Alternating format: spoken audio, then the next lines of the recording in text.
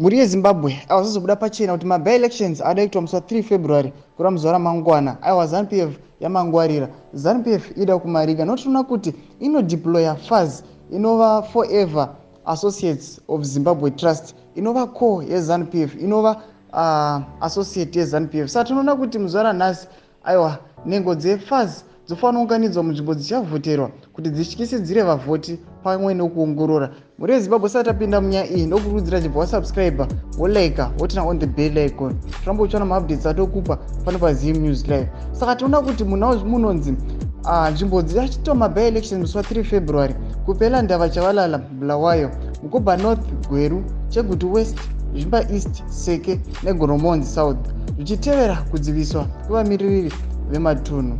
Kudzingwa uku kwakaziviswa kuti vasadze nzvimbo zvakasiyiwa nekudzingwa kwevamiriri veCitizen Coalition for Change navasengezo Chabangu.